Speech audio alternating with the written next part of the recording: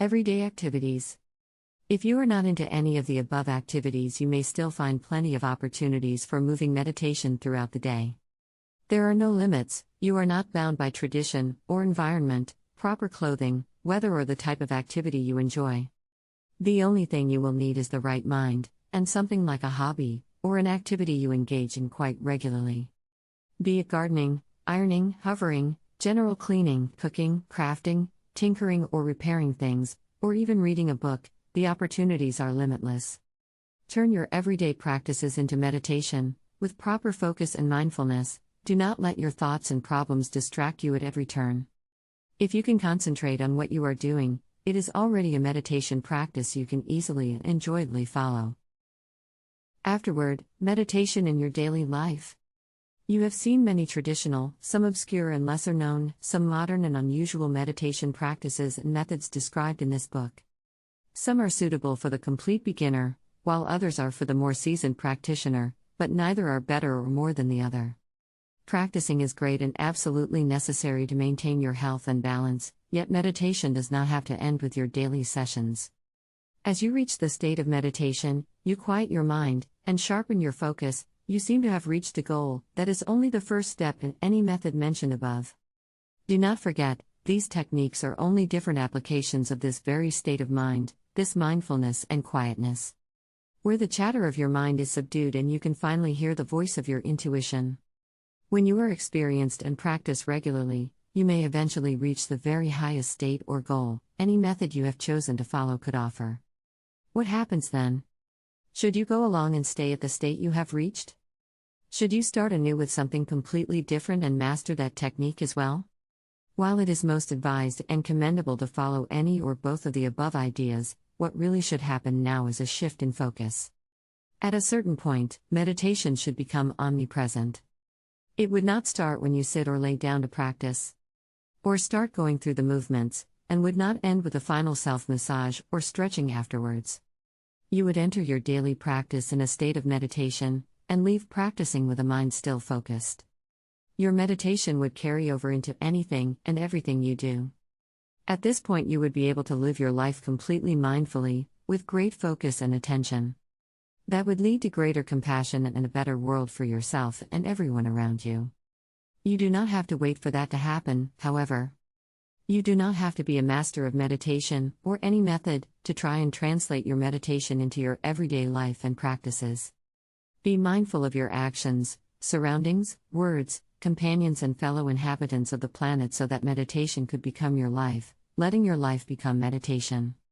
Recommended reading. The following non-comprehensive list of recommended books could be useful for anyone wishing to gain a deeper understanding of the subjects discussed in this book and also serve as a great addition of many subjects that were omitted from this volume. As meditation becomes increasingly popular, and quite fortunately so, it is also becoming increasingly difficult to find good, authoritative and thorough treatises on the subject, or related subjects, among the host of authors publishing today. The following short list of books, although not meant to indicate endorsement, association or affiliation with the authors or publishers, are among those of the most recommended works on the given subjects, with the most authentic authorities, researchers or practitioners that have ever published. The list is not, by any means, exclusive and is only meant to serve as a starting point for further reading. The below list will be categorized by subject and presented in chronological order, by the date of publication, or first publication, where applicable. Editor's note: not all of the below titles have ebook editions. Meditation. His Holiness the 14th Dalai Lama, Path to Bliss, A Practical Guide to Stages of Meditation, Snow Lion, 1991. Namgyal Wangchen, Awakening the Mind, Basic Buddhist Meditations, Wisdom Publications, 1995. Lama Zopa Rinpoche, A Daily Meditation Practice, How to Meditate on the Gradual Path to Enlightenment, Wisdom Publications, 1997. Swami Vishnu Devananda, Meditation and Mantras, Motilal Banasides, 1999. Anatomy. Anne M. Gilroy, Brian R. McPherson, Lawrence M. Ross, Michael Schunke, Eric Schulte, Udo Schumacher, Atlas of Anatomy, Team, 2nd edition, 2012. Leslie Kaminoff, Yoga Anatomy 2nd edition, Human Kinetics, 211. Yoga and Breathing.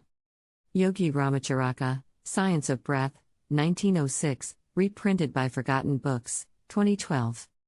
BKS Iyengar, Light on Pranayama, The Yogic Art of Breathing, The Crossroad Publishing Company, 1985. Swami Niranjanananda Saraswati, Prana and Pranayama, Bihar School of Yoga/Yoga Publications Trust Munger, 2010. Mandalas. Carl Gustav Jung, Mandala Symbolism, Bowling in Series, Princeton University Press, 1972.